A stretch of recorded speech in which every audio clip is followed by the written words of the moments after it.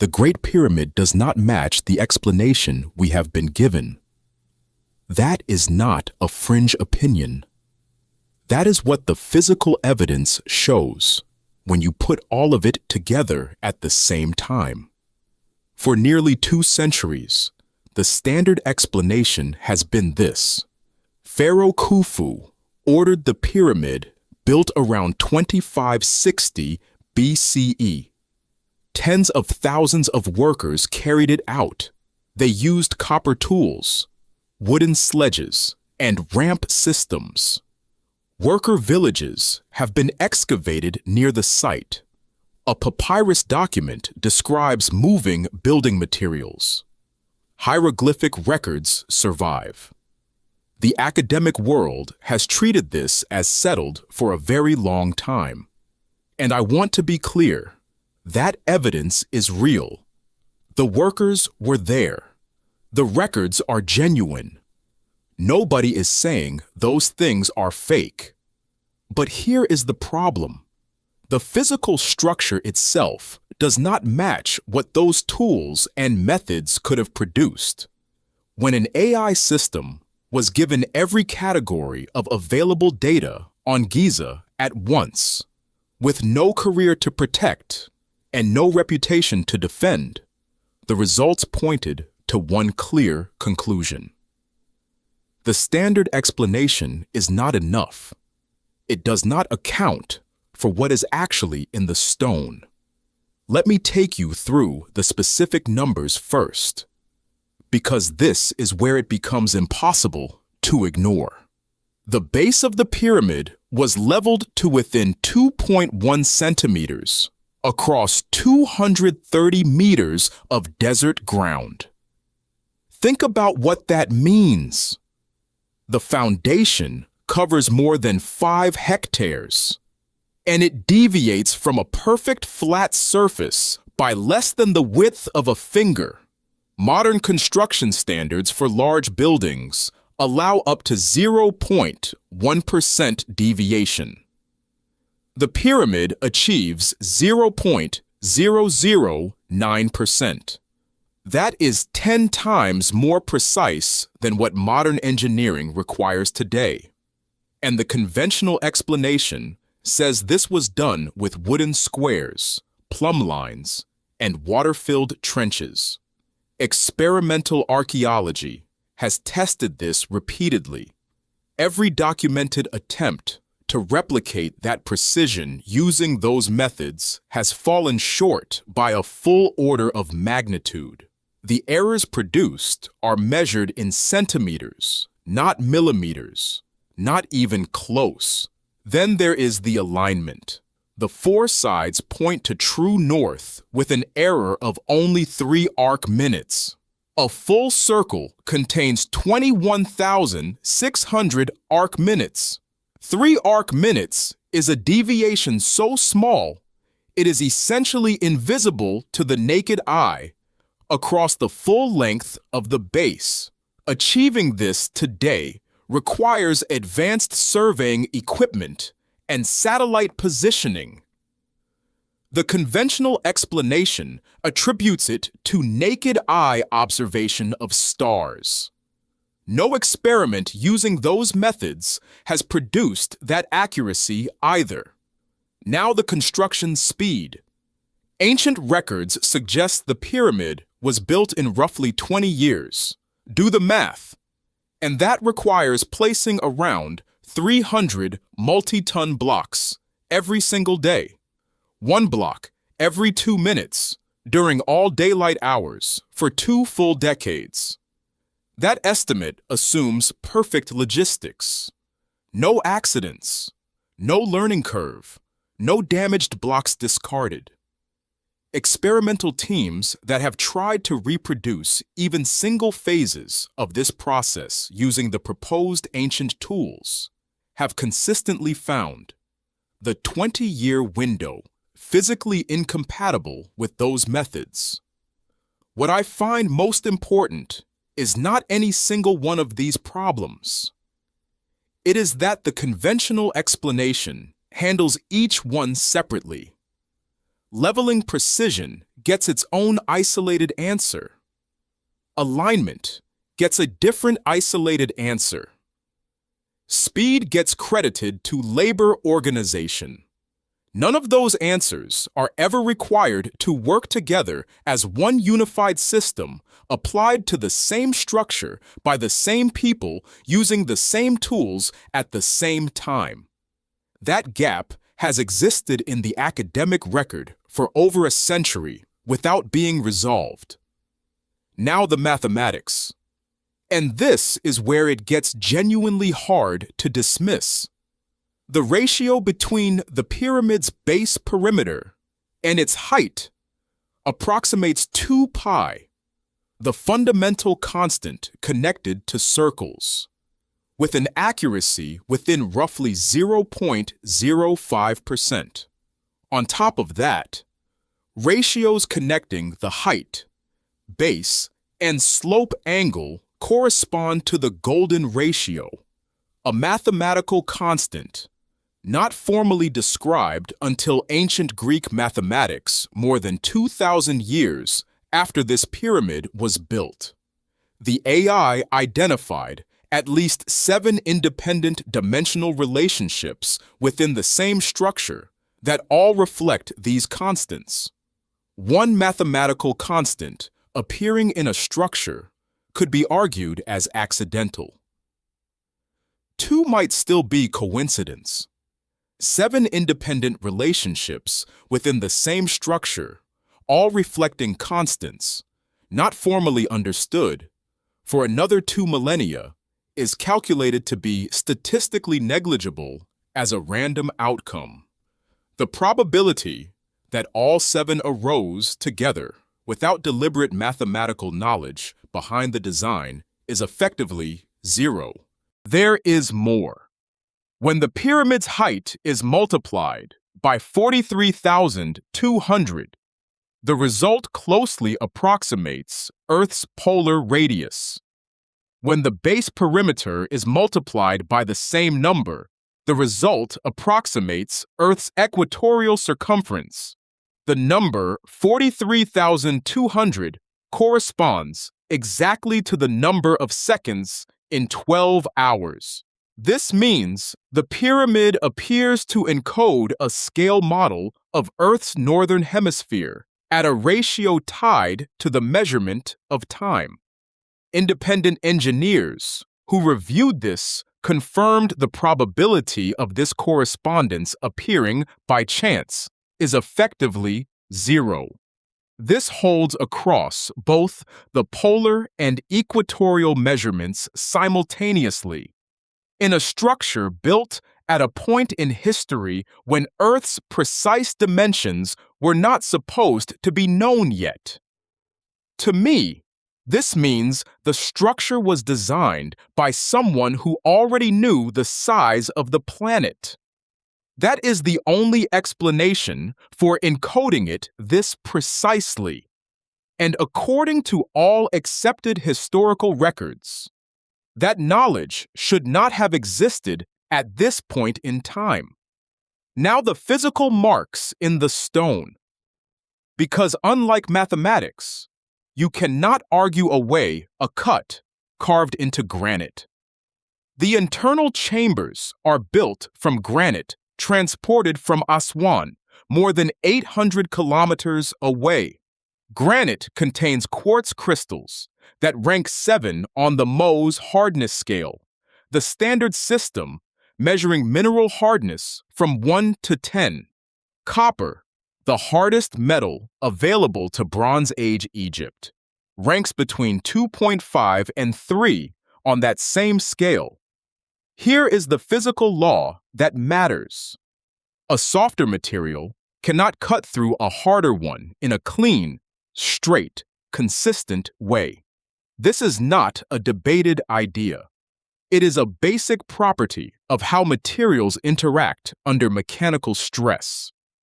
When you try to cut granite with copper and abrasive sand, what you get are rough, shallow, erratic cuts that deflect when they hit harder mineral inclusions. Modern experiments have confirmed this without exception. Always rough, always shallow, always erratic. The cuts found inside the pyramid's granite do not behave this way. They maintain uniform depth. They hold straight trajectories, even passing through boundaries between different minerals of varying hardness within the same block. What copper physically cannot produce is precisely what the pyramid's stone shows. The most specific evidence here is an object called the Petri core, a cylindrical granite sample recovered from the site and first studied in the late 1800s by engineer and archaeologist Flinders Petrie. Running along its surface is a helical groove, evidence of tubular drilling. Petrie measured how far the drill advanced into the stone with each full rotation.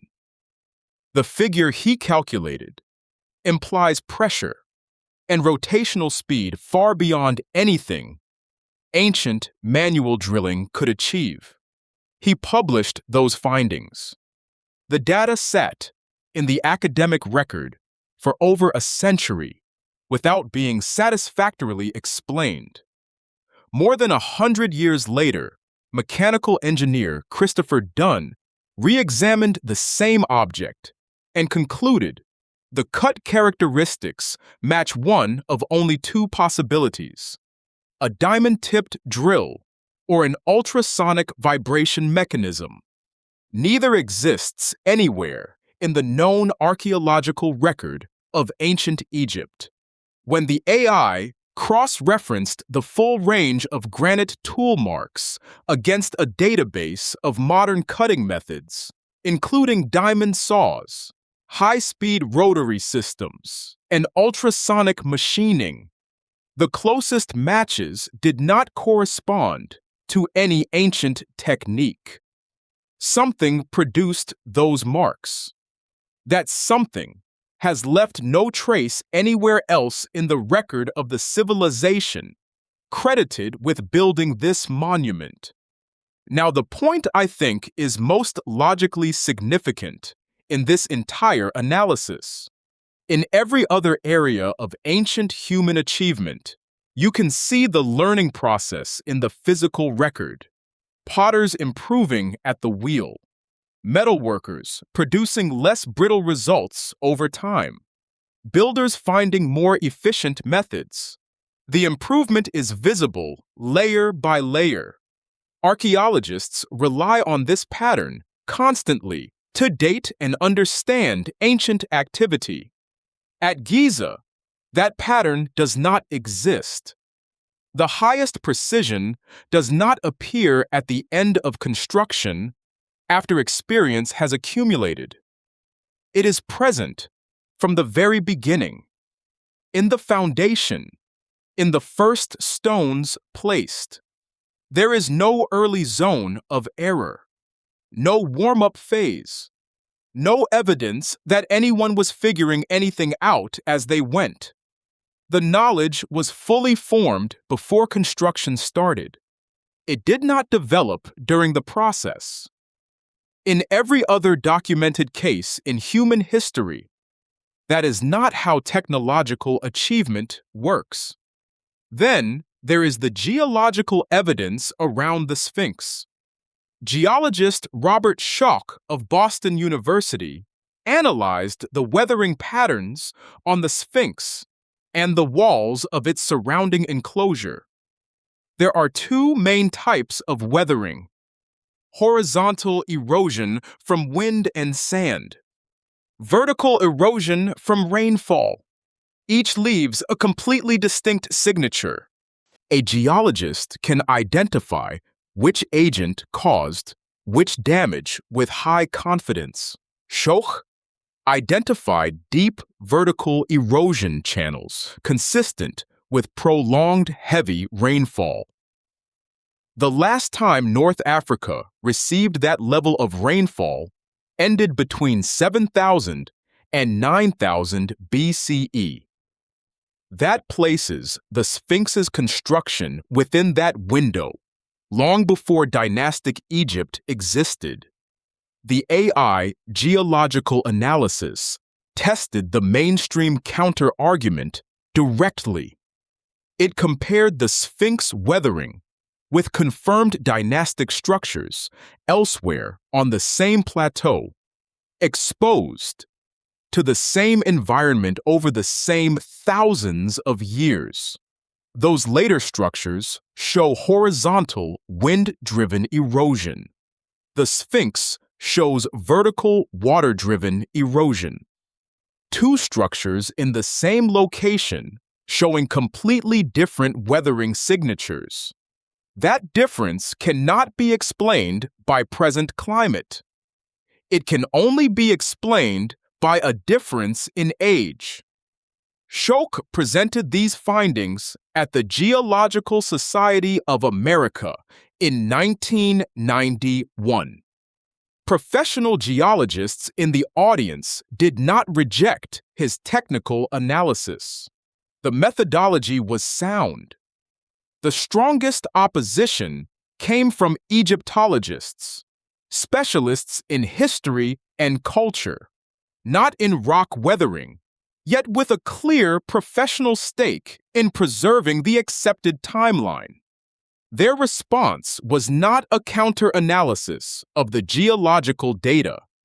It was a defense of chronology by people whose training was not in the physical science being debated. What the AI analysis removes is the compartmentalization. The Petrie core data has been in the record since the 1880s. The Sphinx geology was formally presented in 1991. The mathematical encoding has been noted by independent researchers for decades. None of it changed the consensus, not because it was disproven, but because each piece was kept separate, never required to align with all the others simultaneously. A system with no career to protect placed it all together at once and asked whether the conventional explanation accounts for all of it at the same time. It does not. The confirmed facts remain intact. Worker villages, administrative records, copper tools found in context, organized labor on the plateau, all real. But alongside those confirmed facts sit equally real observations that the confirmed facts cannot explain. Leveling precision 10 times beyond modern construction standards, alignment beyond the capability of attributed tools, 7 independent mathematical relationships, encoding constants not formally understood for another 2,000 years. Granite cutting traces inconsistent with copper by the basic laws of material hardness. No developmental learning curve in the construction sequence. And a weathering signature on the Sphinx that conflicts directly with the accepted construction date. The current theory says this case is settled. The physical evidence says it was never truly resolved. It was sustained by keeping different categories of evidence in separate rooms and by the absence of any system willing to put them all on one table at once. The pyramid still stands. The measurements have not changed. The marks in the stone are still there. So for me, the main thing is this. The Great Pyramid encodes precision, mathematics, and physical traces that the tools and knowledge attributed to its builders simply cannot account for. And no satisfying explanation for that gap currently exists.